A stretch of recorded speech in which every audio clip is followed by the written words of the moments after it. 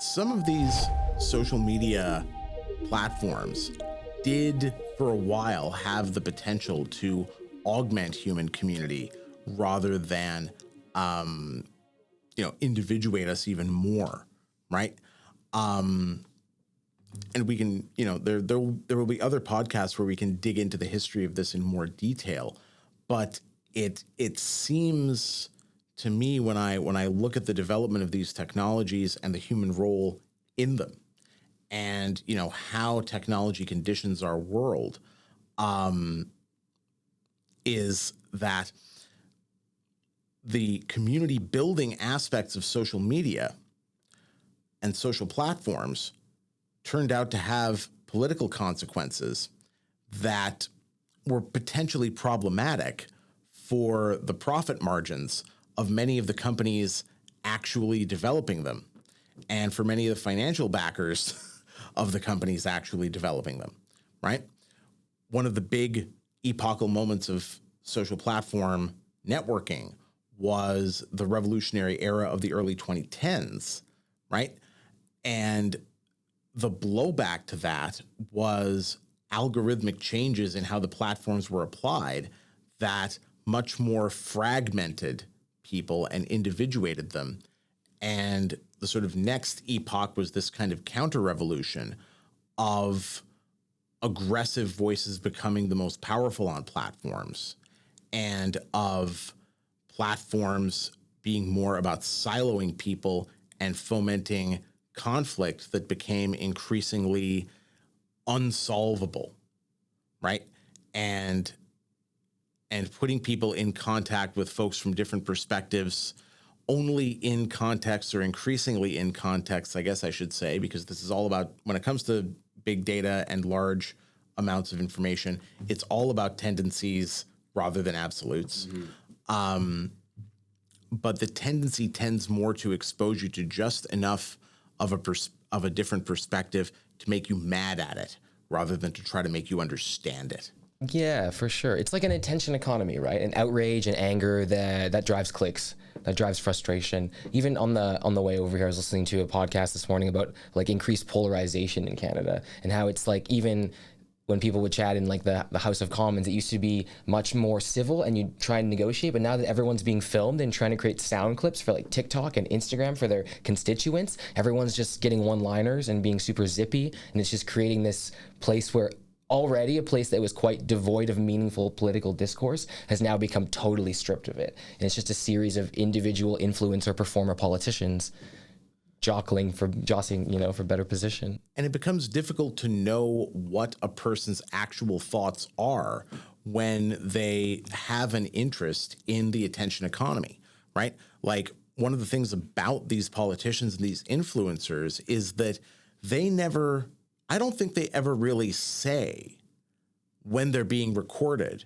what they actually believe or think and what their actual opinions are.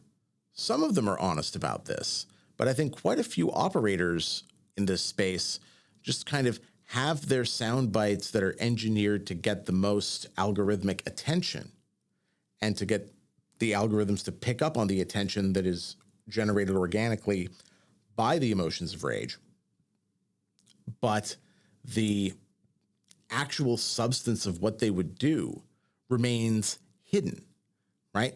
Like in the Canadian example, the conservative federal leader, Pierre Poilievre, went through a period in the wake of the Freedom Convoy especially, and throughout, since he gained the leadership in late 22 and 23, of being incredibly insulting and even refusing to answer questions from the CBC, from Canadian Broadcasting Corporation, or from other organizations that were deemed too progressive in their points of view, or not biased enough towards a conservative point of view, solely towards delegitimizing them, right?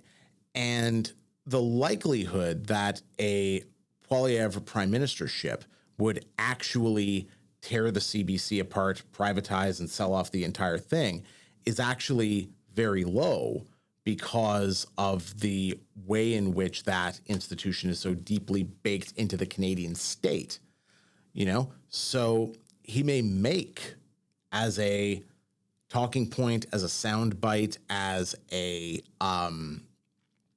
even a point in the party platform to be discussed, this radical, complete, and incredibly fast destruction of all liberal media in Canada, but then get into office and not really actually do it. And we would just see a repeat of what Canadians experienced in the Harper years of a public broadcaster whose talking points and ideas and program profiles just start to lean more conservative for a while this party is in power. And, you know, and yet the public vitriol among their supporters towards the institution remains, right? And so we end up with this situation of a polarized public increasingly putting their faith in leader after leader who promises change, but has no real interest in major changes at all. For sure. And the result of that happening over and over again that's potentially a really big political problem, isn't it? Mm-hmm. Well, that's where, to bring it back to AI, even in this context, like, that's where I think there's some potential in some of these emerging technologies, even around like things like blockchain and stuff, is like, if we kind of agree that politics has largely become, at least in a place like this, very performative, just like candidates moving through, maintaining similar political lines, you know, there's a lot of interesting stuff around things like blockchain and forms of like direct democracy and like voting verification. And like, let's just like, instead of having all these politicians do all these performative speech acts and all these layers of government, let's just like poll everybody in the neighborhood about this new road that we want to build and like use this technology to facilitate an actual aggregation of an individual's perspectives and just maybe cut out this layer, take that money and feed it back into fixing the system, you know? Like, in a perfect world, those are some of the potentials that I think do exist. And again, I think a lot of the problems in our society is those limits of like the kind of capitalist imagination. All this technology, and all you can do with it is solve problems that already have been solved or don't even really exist in the first place. Or that just amount to finding ways to cut human workers out of a system if you think they're starting to become too expensive for your bottom lines. Exactly. Right?